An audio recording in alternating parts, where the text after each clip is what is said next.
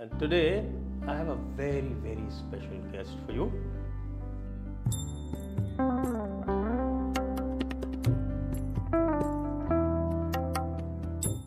I grew up in temples. I spent a lot of time in temples. But I was actually locked inside the temples because I would be inside the temple and they would lock it outside.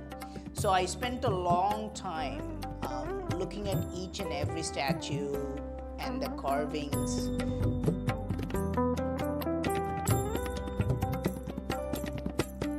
In front of some statues, the devotees would clap.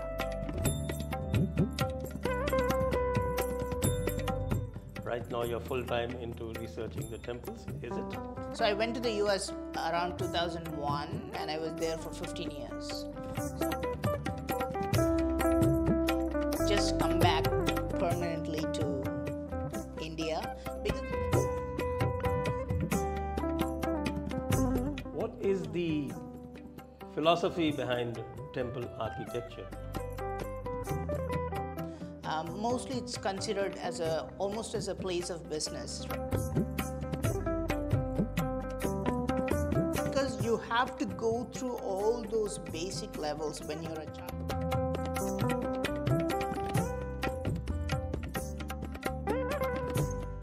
But the temples were not built just as a place of worship. But the temples also are different in South India, what we call the temple is built similar to a human body. The human body is said to have 7 chakras. And when we go to the Qutub Minar complex, you see this tall tower, that is the Qutub Minar tower. There is no doubt that those structures are all Hindu structures. You would have to be blind to say that they're Islamic structures. Because if you look at the tower of Qutub Minar, you will see carvings of bells. Bells are actually banned in Islam. Taj Mahal is full of mysteries. When you take one of the stones, if you take any stone in the temple, and if you put it in water, it will float. It's shocking. But when I went to Cambodia, this was in a very remote place called Phnom Kulen. We don't know how they carved underwater in Cambodia. Most people don't know about this. They're finding ruins, Hindu ruins, that are more than 2,000 years old. We have an even older pyramid in India.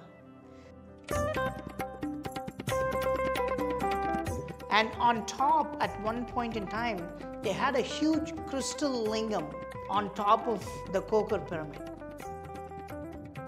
They found evidence of people like Homo floresiensis in Indonesia. We do see carvings of guns in ancient temples. There are carvings which actually show a grenade. They actually found 1,000-year-old grenades, not carvings.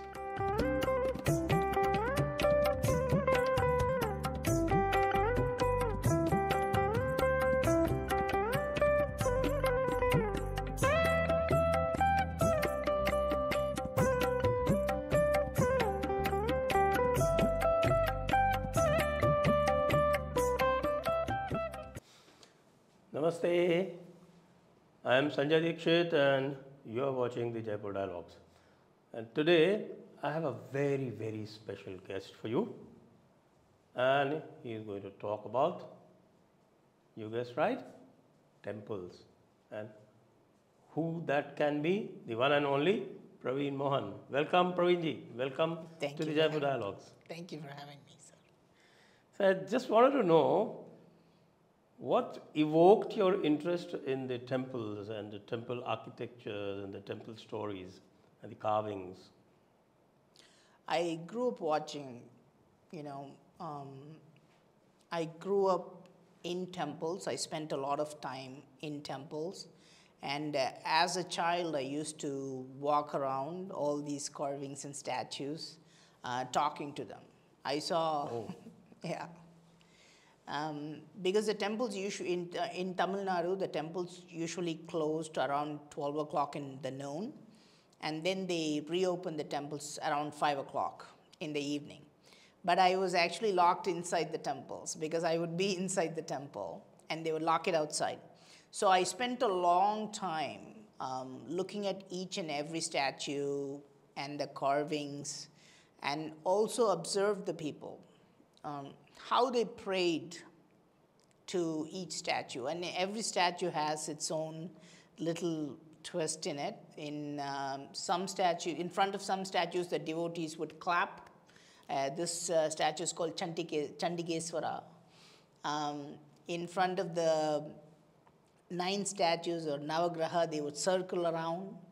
In front of other statues, they would do different things. So I wanted to understand what was the meaning behind them. So I spent a lot of my childhood thinking about the temples, the statues, and the meaning behind them.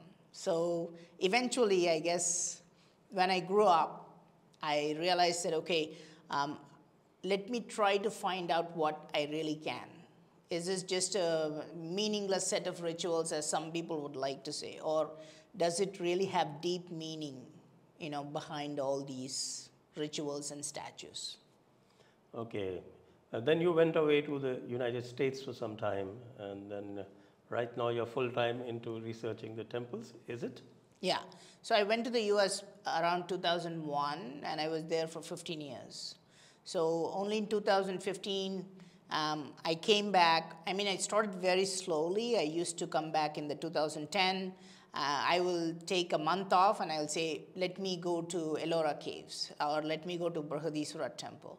But as I looked more and more into these temples, I kind of became addicted to the temples. It's very hard because I was not myself when I went back to the US.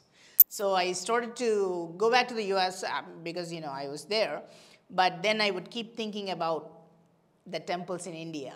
So the next year I took 2 months off. The next year I took 3 months off, like that. So eventually it became time for me to just come back permanently to India, because the temples have some kind of a force that's going to pull you towards them. I mean, they have so many details that,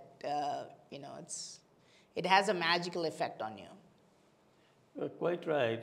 And as you said, that a lot of people think that it's a place for doing meaningless rituals. So what is the philosophy behind temple architecture? Today, if we say, let's build a temple, mostly it's considered as almost as a place of business, right? They would find a location in a prime area. They would say, how many people worship Shiva? Let's put a Shiva statue there. And they will put a huge donation box, a hundi, in a prominent place. So it's treated as a business where people can come, basically pray to God and give their money away. This is the mindset that we have today. But when we look at ancient temples, we realize that something is not quite right. When we actually go into ancient temples, you see carvings and things that don't belong there. You see a bunch of different animals. You see people wrestling. You see people singing and dancing. You see carvings of a variety of things that don't belong there. So it turns out that we have a system, or we had an ancient system. When the builders were building the temples, they had something else in mind. When you look at the bottom of the temples, you will always find animals. And you will find many interesting details about animals. You will see a baby elephant drinking milk from its mother. This is not the sight that anybody could see in real life. So imagine if you're a 5-year-old child going into a temple. You would be this high, and then you would only look at those carvings. Okay. And what is a 5-year-old interested in? If you have a 5-year-old child, then that kid is only interested in watching Animal Planet because the kids are naturally attracted to animals. So they put all the animal carvings for the kids at the bottom level. And then there is another level which I say this is suitable for kids from 6 to 10-year-old. And then it only has dancing, singing, and all the fun activities like tug of war and all those interesting things. And above that you have science, like you will see sundials there, you will see various types of knots there. And between 15 to 20-year-old, you will see carvings about war. You will actually see war, politics, you'll see administration, you'll see how people are punished, you will see all those things. And above that level, you'll see, and this is what I say, this is suitable for age group between 20 and 25. You will see erotica. You'll see various forms of lovemaking. Only above this level, you start to see gods. Okay. Yes. Okay. So that's a happy evolutionary kind of setup. Yeah. Yes, because you have to go through all those basic levels. When you're a child, you're only interested in all these animals, and then when you keep growing up, you have this natural process of I'm interested in social things, I'm interested in dancing, and I'm interested in science. But only when you reach a certain level, then your mind becomes open to the gods. But the temples were not built just as a place of worship. They were built almost as a Wikipedia or like a town museum where you can learn about everything, where you can learn about all the animals. You will see amazing information about animals. You will see a goat, you'll see a monkey riding on a goat, like how a man rides on a horse. Actually, monkeys do that.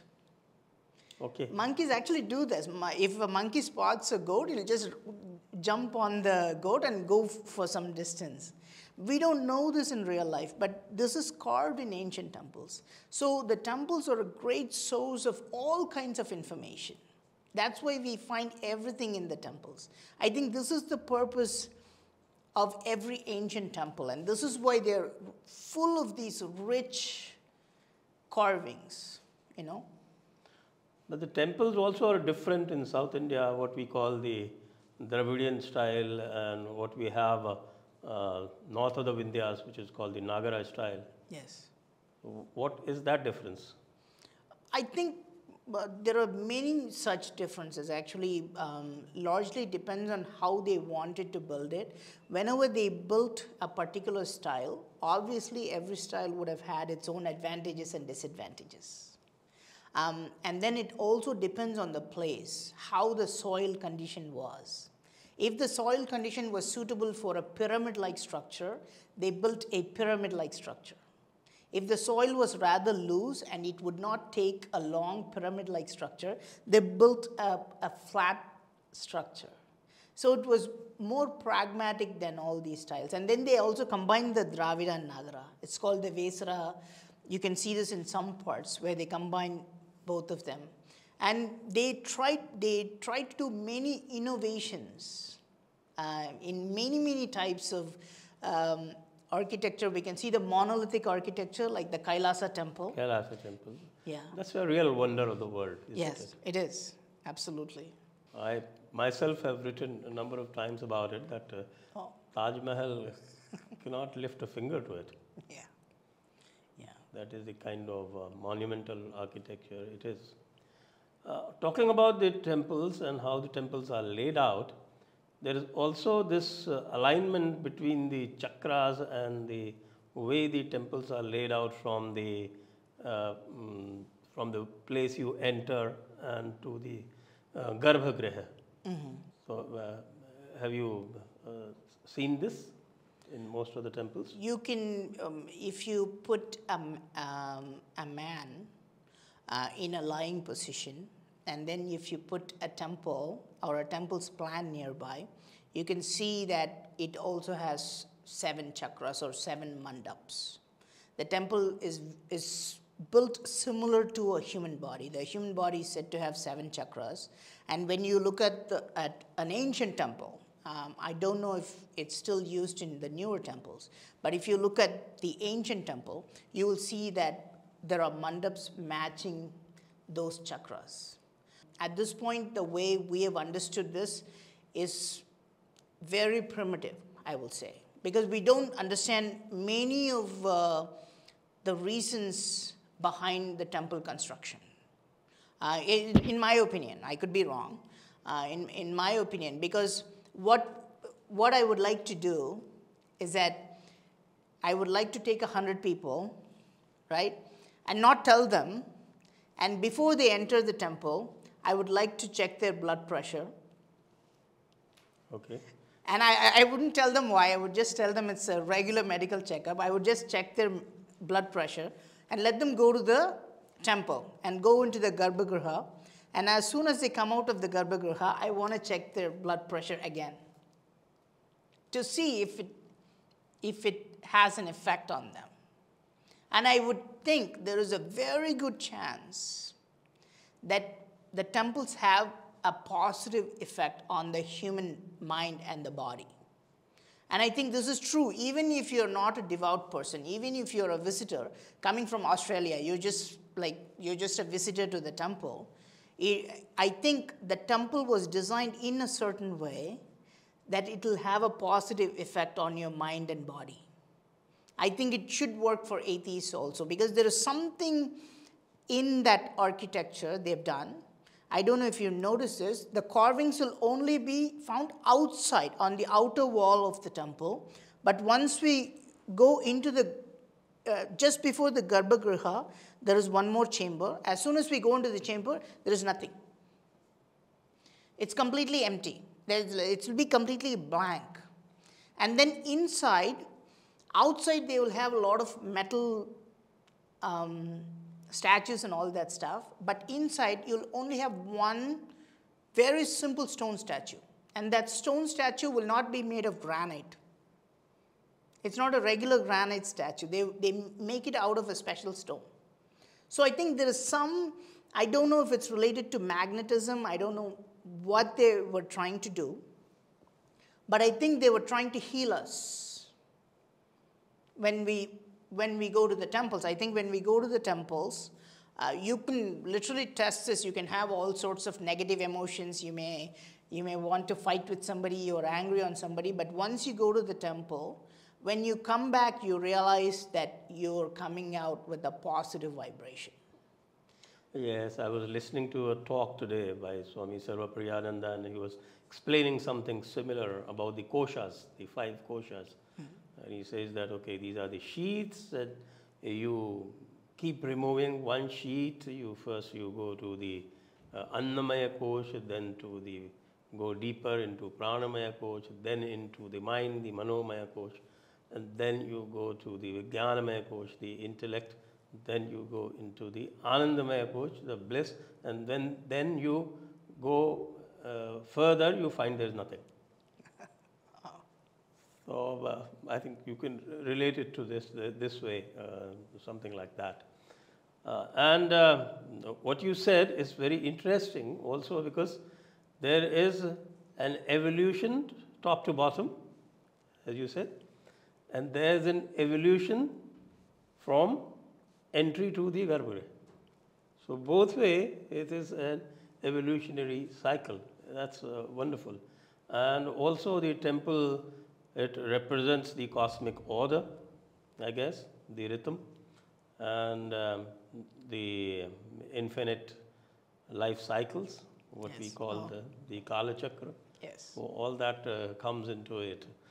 And of course, you've seen many such temples, but there are also some unique ones, which I think you've talked about, like the Qutub Minar. Oh, the Qutub Minar. That's not the typical temple which you can relate to a lying body or an evolution from animals to the gods. How do you look at Qutub Minar as a temple? It's a good. That's see. There are. This is a very. Where do you start about this question, right? How do you start with Qutub Minar? Because if you open the history books today, right, what do we read about Qutub Minar, right? Qutub Minar is the oldest Islamic structure in India. This is starting from the 6th grade history books all the way to PhD level books, But when you put a drone on top, you find something totally different. Yes, yes.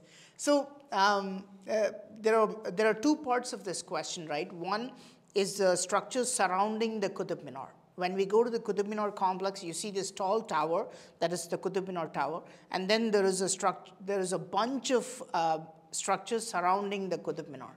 There is no doubt that those structures are all Hindu structures, because when we go there, you would have to be blind to say that they're Islamic structures, because you can see Ganesha, you can see Rama. In my YouTube channel, I kind of show them step by step how they took these Hindu temples and they converted them into Islamic monuments just by putting a dome. And they were in a rush when they invaded. They did not care, like they were in a rush. They did not even deface all the carvings. You can still go and see the carvings of Ramayana in the Qutub Minar complex. So there is no doubt that that structure, the surrounding structure, is a Hindu complex. But the main structure, the Qutub Minar tower, this is the part that no historian or no archaeologist even wants to open this debate, because they've printed in all the books that Qutub Minar is not only a Muslim structure, it's the first Islamic structure in India. So if they open this for debate, then they have to reprint everything, right? But it has many problems actually, because if you look at the tower of Qutub Minar, you will see carvings of bells all over the Qutub Minar. And bells are actually banned in Islam. Oh yeah. Yes. Bells are Satan's instrument. Yes, yes. According to Prophet Muhammad, he actually says bells are the instruments of Satan, so we cannot put bells. And then Qutub Minar was built by Qutbuddin Aibak, according to the books. But his name is not even written once anywhere in the structure. Okay? And then another important thing is Qutbuddin Aibak only ruled Delhi for 4 years. Exactly. And how could he build at that time, it was Asia's tallest tower. Right. He actually lived in Lahore. So how could he build Asia's tallest tower at that time? So when we raise these questions, sometimes historians be like, no, that's not how it's built. Qutub Minar was the first 1 or 2 stories was built by Qutbuddin, and then later the kings kept on building. But this is a stupid theory, in my opinion, because can we build a Qutub Minar on top of this building? No, because we have to start with the foundation, right? Exactly, when you build the world's or Asia's tallest tower, first you have to start with the foundation and then dig really deep. Otherwise, the structure will not be standing there.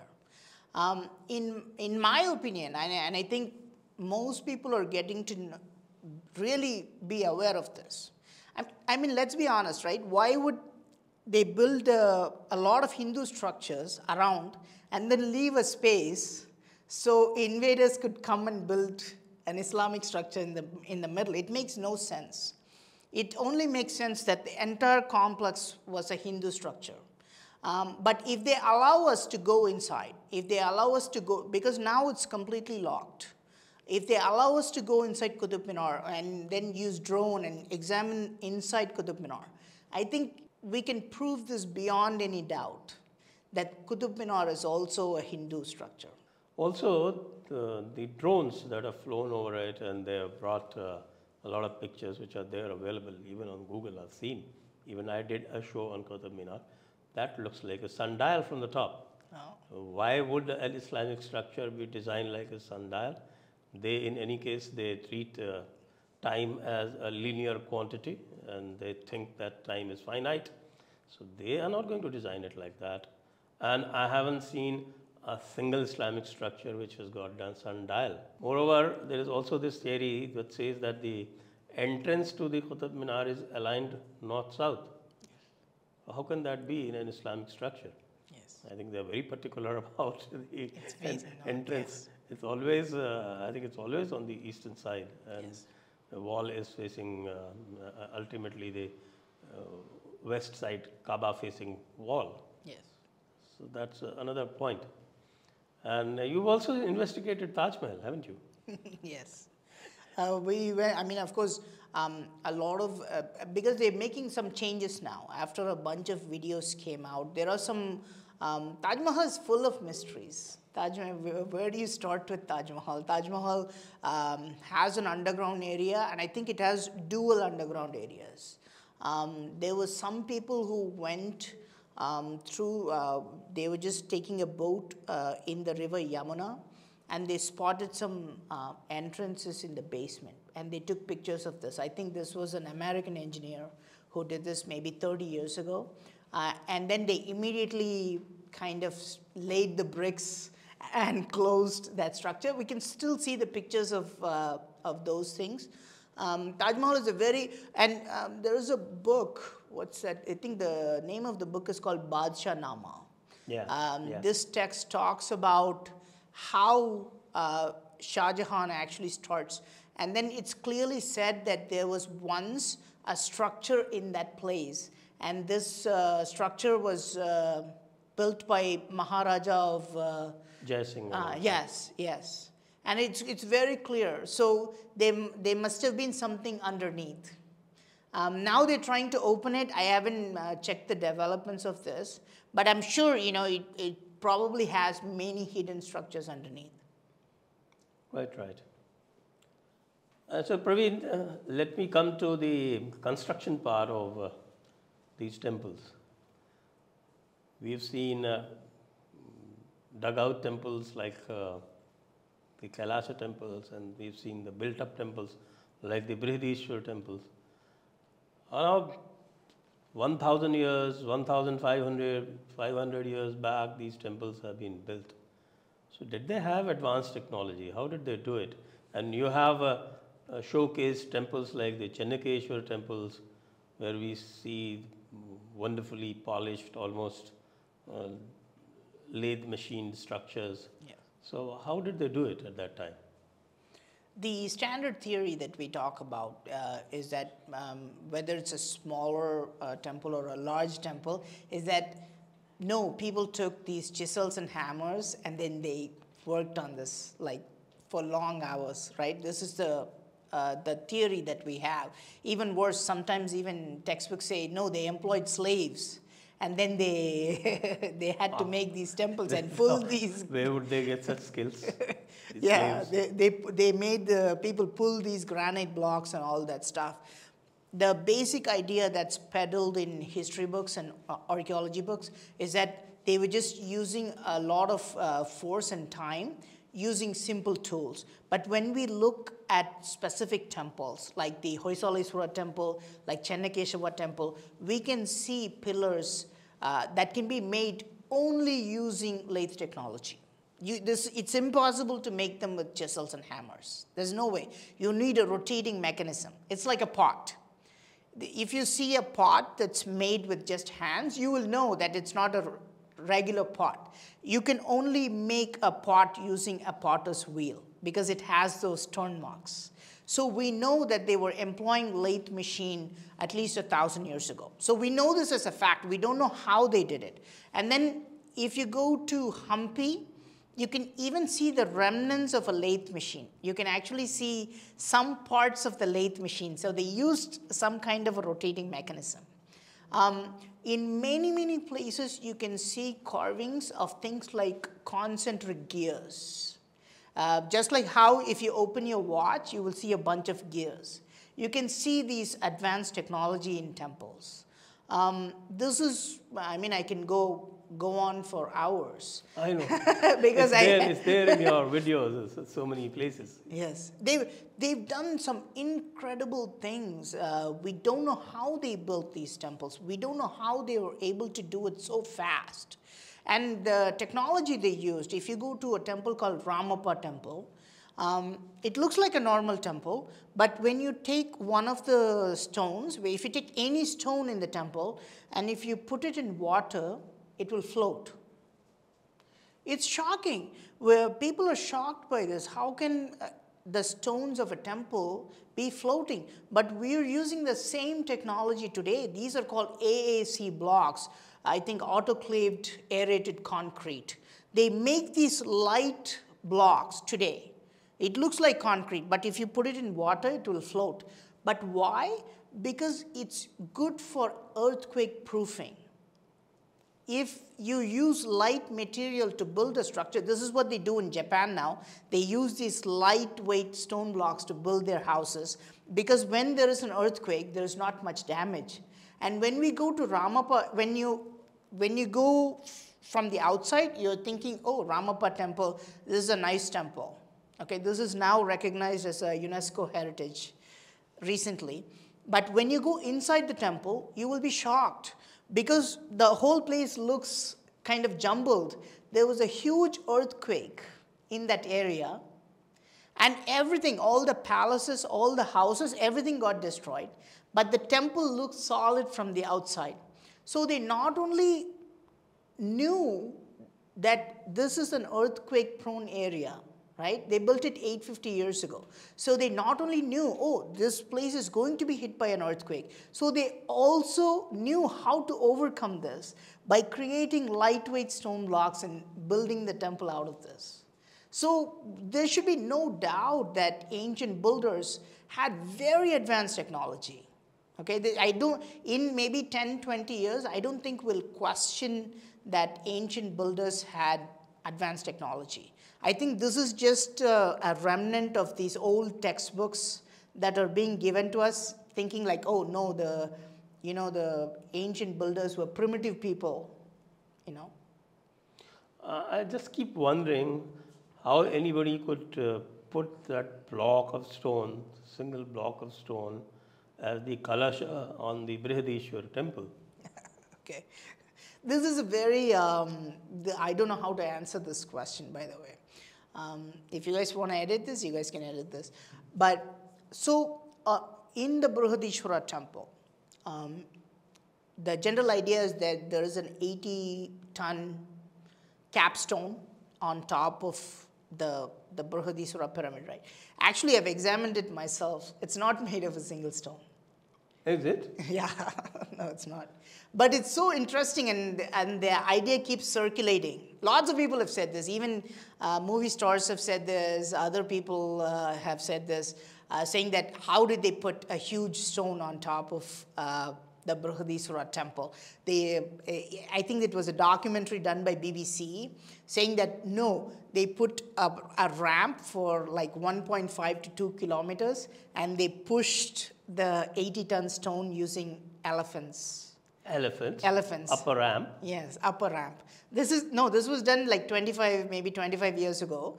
But then I've actually gone up and I've seen it myself. The elephant slipping and falling, yeah. That would be a disaster. Yeah. But see, the thing is, it's not a single stone, actually. It's made of a composite stone block, right? And that's how they did that. So that would be even more difficult. Maybe, yes. But this information, of course, Brihadeeswara is an extraordinary temple, and they say it's built in less than 6 years. All the inscriptions actually say that. Actually, inscriptions say it was started and finished in 6 years. It's an extraordinary temple, but that capstone is not a single stone. You can take smaller blocks of stone up there and even construct it if you want. Even look at the lingam there. Oh, yes. It is the largest in the world, it is said. Yes. Yes, the lingam is very big. Yes. So even to put that lingam there, I think that would be a phenomenal task. Yes. The way they put the lingam is a big mystery, according to some people. Because if you go there, I'm not exactly sure, and I could be wrong. I think the lingam is 18 feet tall. And today you'll have people, they use these big ladders to do abhishekam and all that stuff because it's so big. And then there is a big yoni. This is very big, okay? The yoni is so big. But when you go into the temple, you will realize that the main chamber's entrance is smaller than the yoni. The yoni is bigger. I've been there. Yes, the yoni is bigger, but the entrance to the main chamber is smaller than the yoni. Okay, so imagine that. So when you have an entrance to your house, let's say that's 5 feet, but inside you have a bed that's 10 feet wide and 10 feet tall. How would you put it? Okay. How will you put it inside the bedroom? Maybe they constructed that around the structure much later. So a lot of people actually think that no, the lingam and the yoni was put first, and they built the temple around the lingam and yoni. Actually, many people think this, but no, the lingam and yoni are made of separate parts. Okay. Because that's the nature of every lingam. People think that the lingam, because when you go and buy like a crystal lingam or stone lingam, it's made of one stone today. So people don't understand that. But no, ancient builders always made the yoni separately. And the lingam was one cylinder that was made separately. And the yoni was made of other parts. They took it inside and they assembled it. Just like how you would assemble your cot or your bed today, right? If your entrance is only 5 feet wide, and if you had a huge furniture that's 20 feet wide, you would have assembled it, right? You would have taken them piece by piece and assembled it. So 1,000 years ago, they used ingenious strategies. They were just so clever that even today we're discussing them. We don't know, like a person walks in and they say, how can such a big lingam be inside such a small entrance? But they did all these techniques to do these things. Then that's incredible workmanship. Yes, extraordinary, extraordinary. Today we're not understanding them because they just slip through our cracks. They keep on. It's like a Maya. We don't know how they did most of the things because they were just smarter than us. It's like a magician, you know. When you look at a magician, you think this guy is a wizard, but he's using techniques to, you know, that's beyond our understanding. And these worksmen, these craftsmen, they all belong to a special community who seemed to be very, very well versed in all our Puranic lore. Yes. And that's how they are able to show all those stories. Yes. Not just in incredible details, but with many nuances. Yes. Yes. All the engineers and builders come from one community. They're called Vishwakarma. Right. They come in other smaller names. They're called Kammalar in Tamil Nadu, but they're also Vishwakarma. Vishwakarma is the oldest engineer. Oldest engineer, that's right. He's the one who, actually Vishwa, right? So he builds the universe. So he engineers the universe.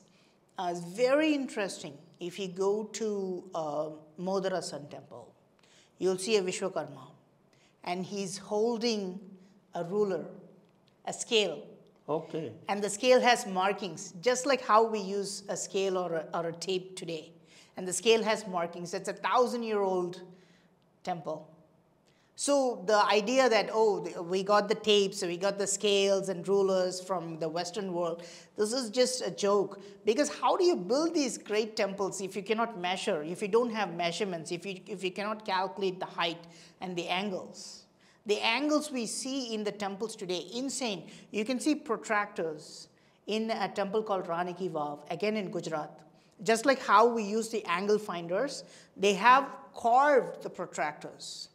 So all the measurements, this is all again coming into the Vishwakarma's role.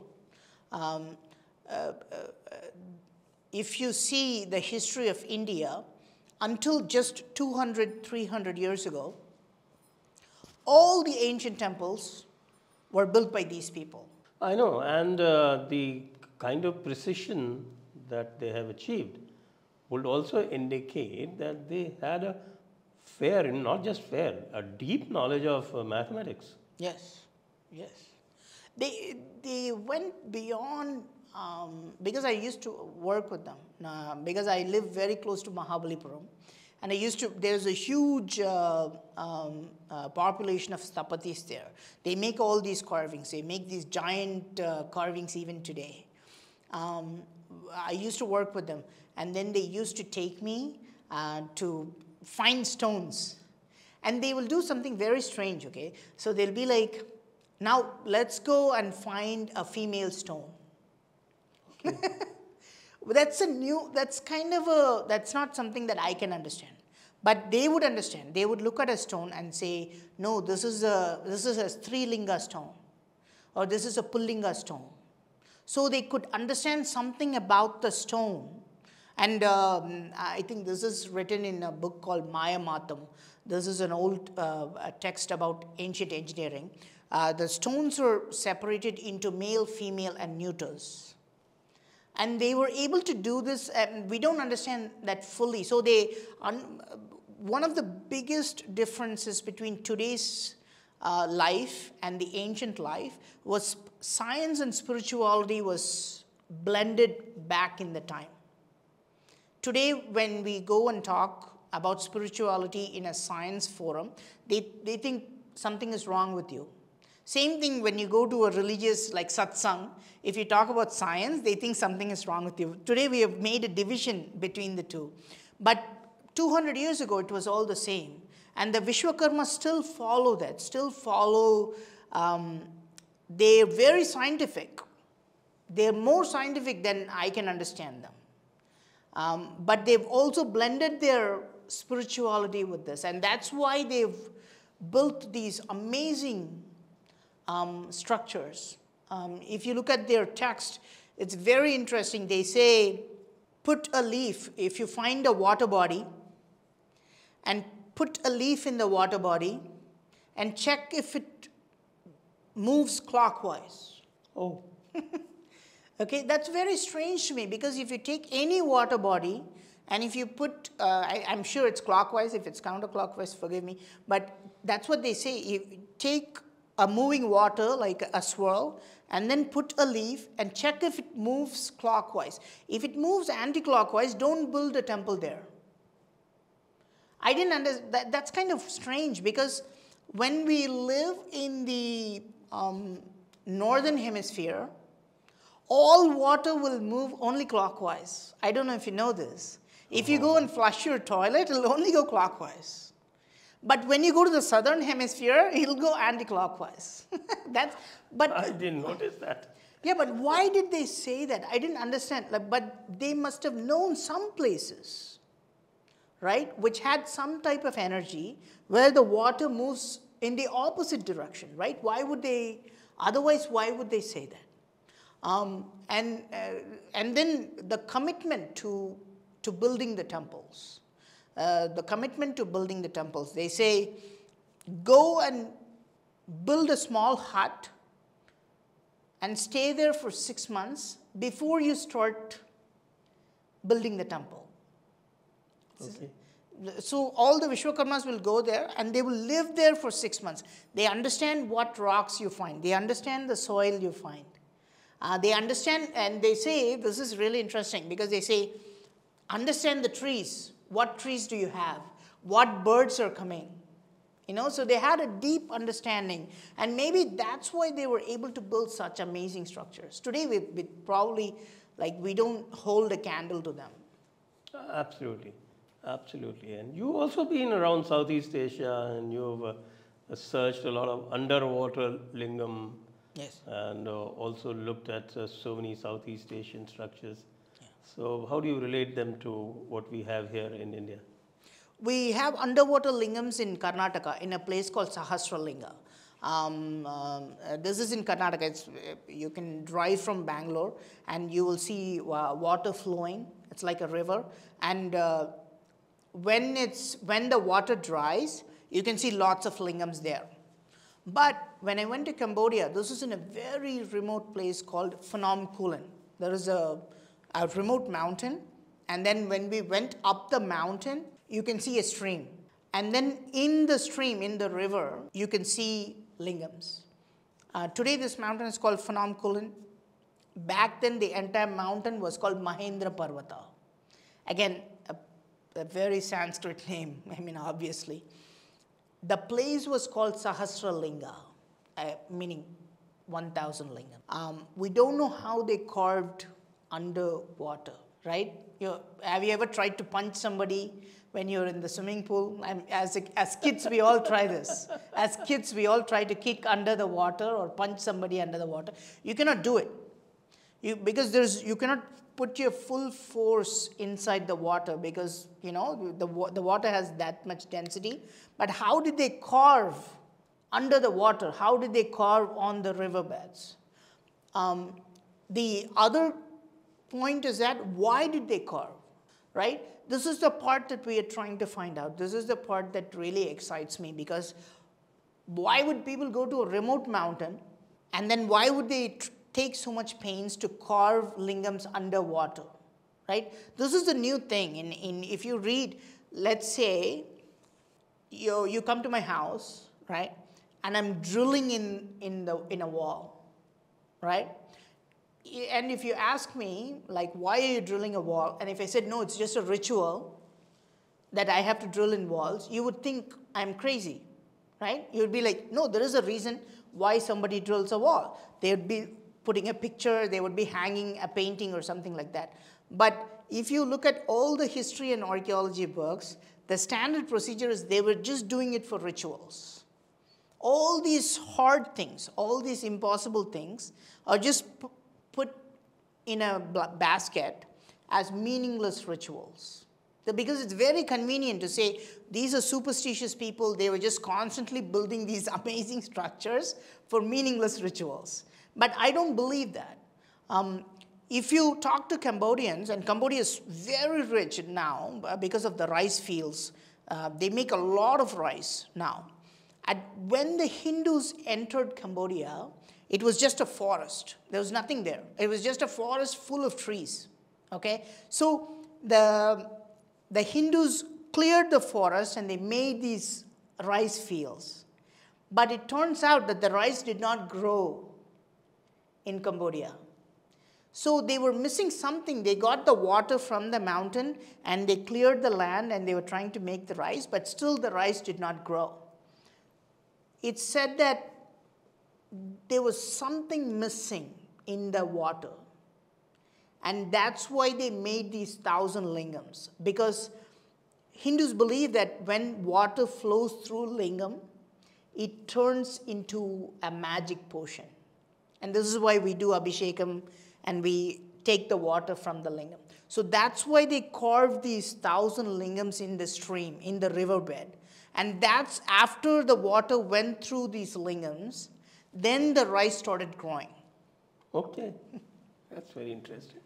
So how old do you think Hinduism was in Southeast Asia?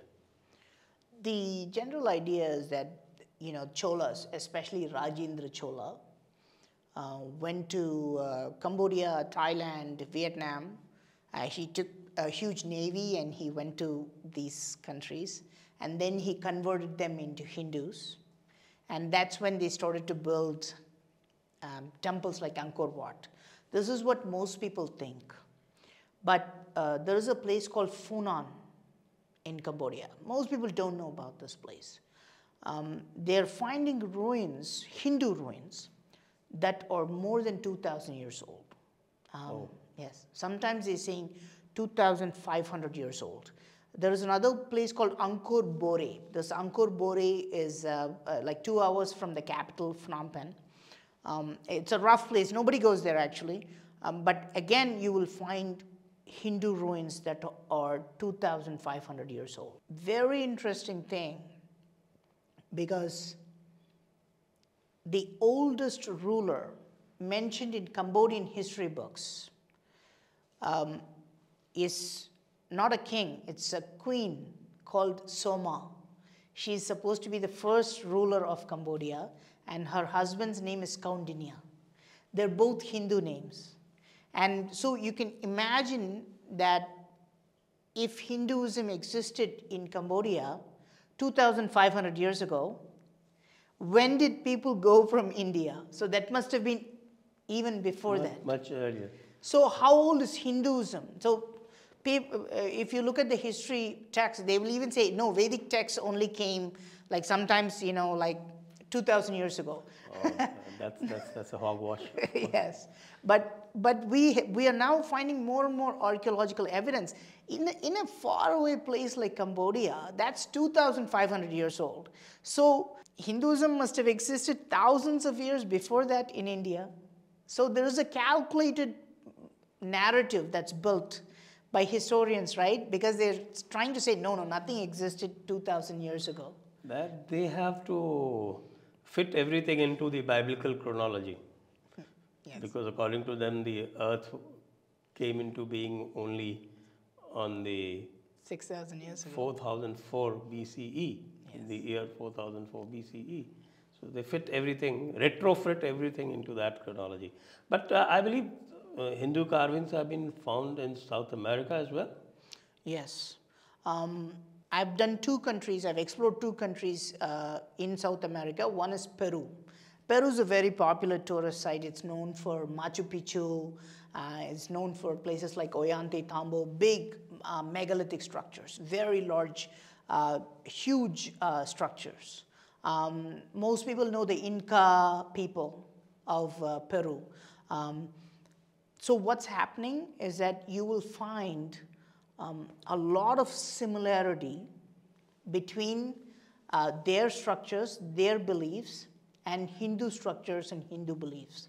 For example, you will see they have snake gods. They call their snake gods as Amaru. This is the same as the Sanskrit word Amar, meaning immortal gods. And their main god is called Viracocha. It's very similar, again, to the Sanskrit name. I like to say Viraghosh, because we have Ashwagosha, Buddhagosha, Brahmagosha, and then I believe that Viragosha went from here, and that's what their history also says. This Viragosha comes from the sea. So we can see a lot of similarities between the culture we have in Peru and the culture we have in India. But nobody goes to Colombia. When I went to Colombia, because Colombia is known for these drug cartels because of Pablo Escobar, I think he is Pablo Escobar. Yeah. Nobody went to Colombia because it's like a dark country. But after his time, now it's open for tourists. When we went there, we found amazing similarities to Hindu structures. They have one god who looks like Ganesha. He has a long trunk, and the country doesn't even have any elephants. I don't think South America has any elephants. So how did they carve a statue with a trunk? So when we went into remote parts of Colombia and we talked to the locals, and I have this on tape, the locals say, no, this is a Hindu god. The locals say, they didn't know the name Ganesha, but they say, no, this is a Hindu god. This is the Hindu elephant god. I've seen this in the movies, and we worship this in Colombia. And we can see Nagas on top of Lingams in Colombia. We can see Dwarapalakas guarding the main statue. So we can also see another statue called Swarna Bhairava. He's also known as Vice Ravana. He puts a long cylinder into the ground looking for gold. We can see all these gods in Colombia as well. Now, South America is very far from India, but I think that somehow they're the same culture, they're the same civilization. We just have to understand how we went that far. Right, right. What do you think about the pyramids of Egypt? Do they predate Indian temples? The general idea is that, of course, Egypt has spectacular temples, spectacular pyramids, right? And they're well preserved. The oldest pyramid in Egypt is about 4,600 years ago. This is the pyramid of Saqqara. But we have an even older pyramid in India. This is actually in Bareilly. Okay. This is in a place called Ageshetra in Bareilly. This is a remote place. Mostly nobody goes there.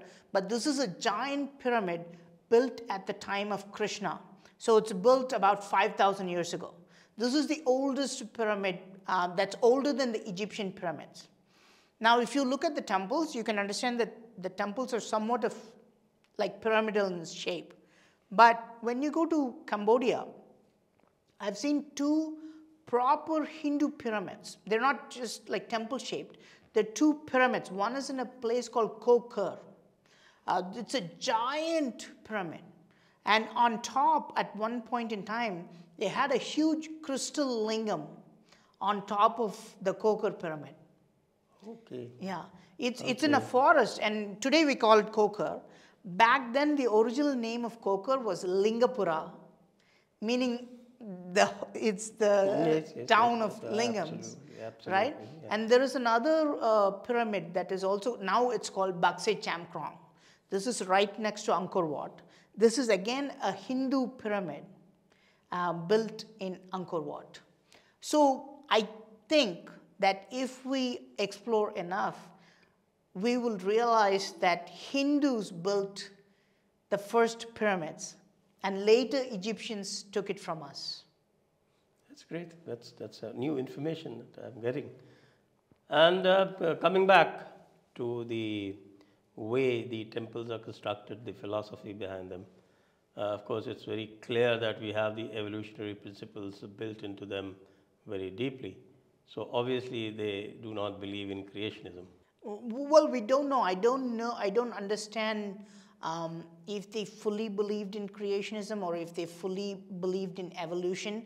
The main difference between Hinduism and other religions, like for example Christianity or Islam, is that they encourage all types of thought process. They encouraged it. Like you can even be an atheist, or you don't have to go to a temple for 50 years. You can still be a Hindu. You can think in any terms. You can believe in one God, you can believe in 10 gods. You will still be a Hindu. So they kind of encouraged all philosophies. And I personally believe that we should accept all thought process, right? All the ideas should be able to come out in public. I think this is the essence of that. So we do see some things like how things were created, but one thing that really interests me about evolution is that there are 10 avatars of Vishnu, right? So the first avatar is Matsya, or fish. The second avatar is Kurma, or tortoise, which is the turtle, right? Amphibian. Yeah, amphibian, right? So, and the third one is Varaha, which is a rodent, and the fourth one is... not a rodent, it's a boar. Yeah, it's a boar, yeah. It looks like that. And then Narasimha is like almost like a lion-like figure. Half human. Yes. If we take it at face value, it gets very shady. But if you look at it in the overall fashion, the fifth avatar is Vamana, or like a small human, right? It's very similar to Darwin's evolution theory, right? Yeah. So the world was dominated by fish, then the fish slowly evolved into amphibians, which is like the turtle, and then they evolved into rodents, then mammals, and then we had small apes.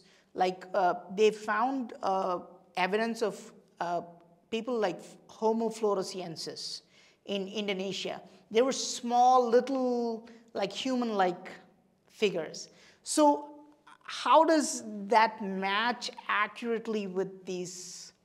How do our avatars? Yes, that's an interesting, something interesting to explore further. Yes.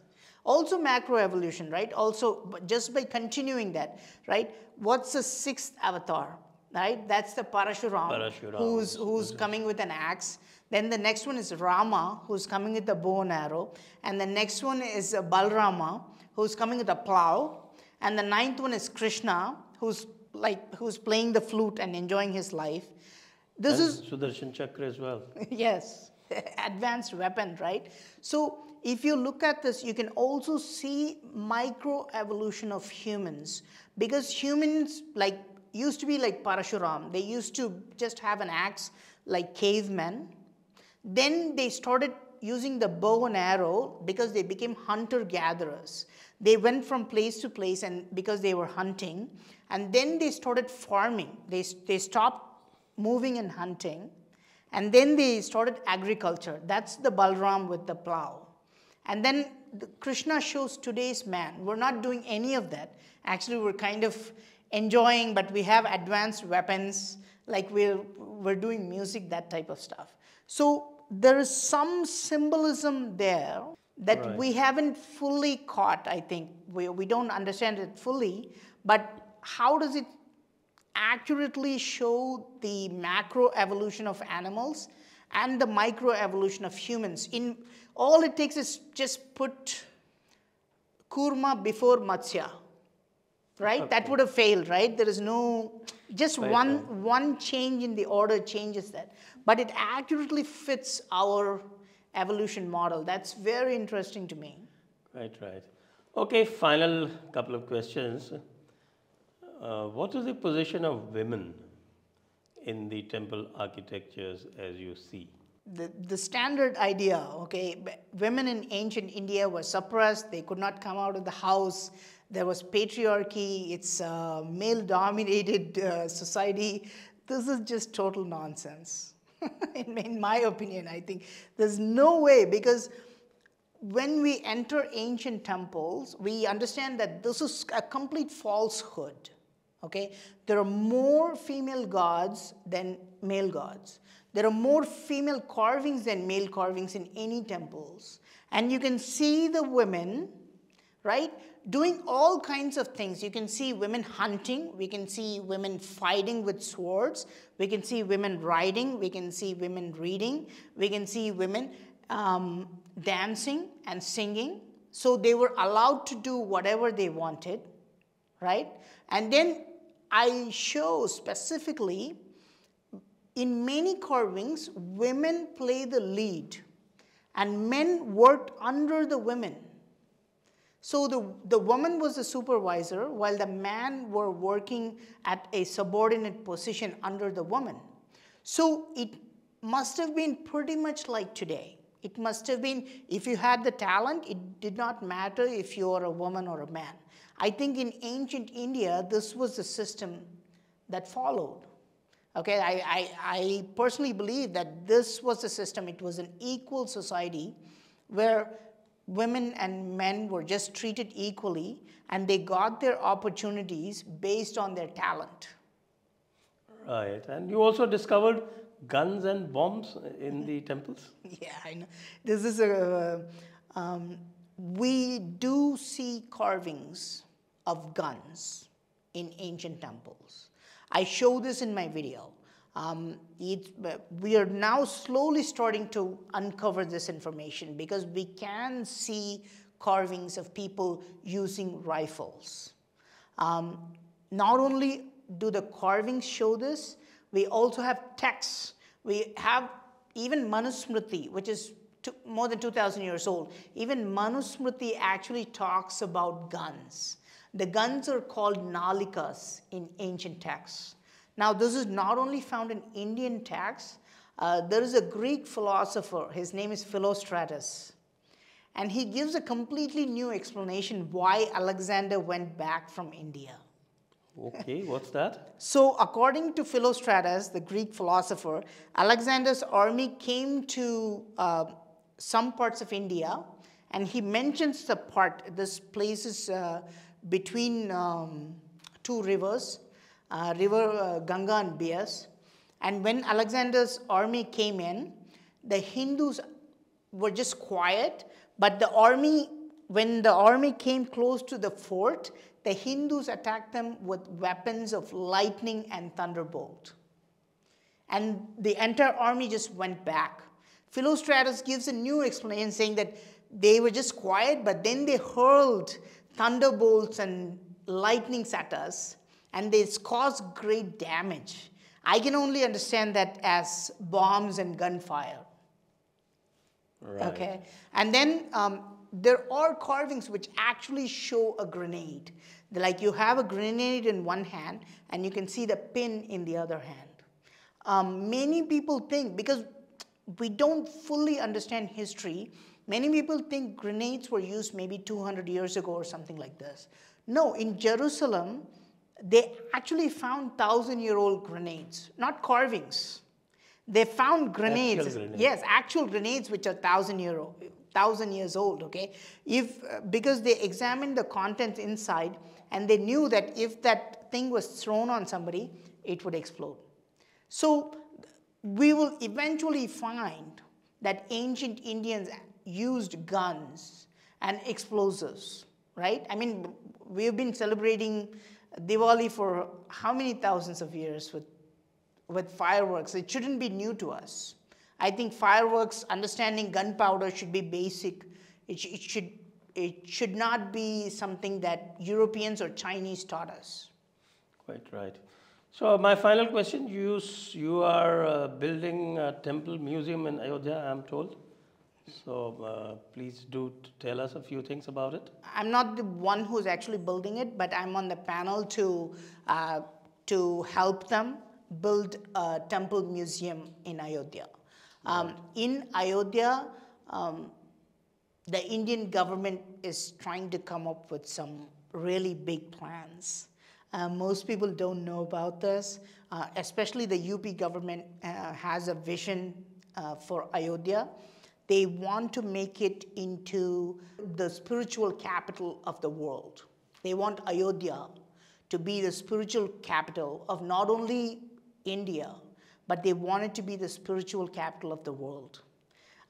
So think of it almost like Rome. If you ever go to Rome, you won't stay there for one day. You will go around looking at multiple places of interest. So they want to build something better than that in Ayodhya. Which is why, of course, the Ram Mandir is there. But when somebody comes from, let's say, Germany or Israel or something like that, they won't just come see the Ram Mandir in Ayodhya. So they want to build other structures showing the Hindu revival. They want to build museums, heritage centers, etc. So one thing we're trying to build is a museum of temples. In this, we want to show all kinds of information about the temples. For example, there is this god called Benzaiten in Japan. I don't know if you know about this. Even today in Japan, before the kids go to write their exam, they will go and pray to this god called Benzaiten. This is a female god. She's always shown in white dress, and she will be sitting on top of a bird. This is actually goddess Saraswati. It's still popular in Japan, but we don't know this. In India, there is no. We don't actually know this. This knowledge is not there. In China, they worship Hindu gods. In many countries, they worship, it's called Bishumontan. Okay, they worship gods like Gubera. In China and many other countries, they worship Hindu gods. They know that they worship Hindu gods, but we don't know that Chinese and Japanese worship Hindu gods. So we want to put all this information in the museum. To see how far Hinduism has reached around the world and what kind of temples were built. What are the types of architecture? What is the science behind the temples? So there's going to be a museum that has all the highlights of Hindu temples. So that's what we're trying to build in Ayodhya. Right. Praveen ji, thank you for a wonderful conversation. I think we've learned more about temples today than we have ever done. And viewers, I'm sure you're going to find this helpful. And this should actually set you off on a path of discovery. And do visit Praveen Mohan's channel. It's, I think, simply called Praveen Mohan. And you will find videos of such incredible content that you would probably think that there's something that you missed all your life. So thank you once again, Praveen ji. Thank you for having me. Jai Hind, Vande Mataram.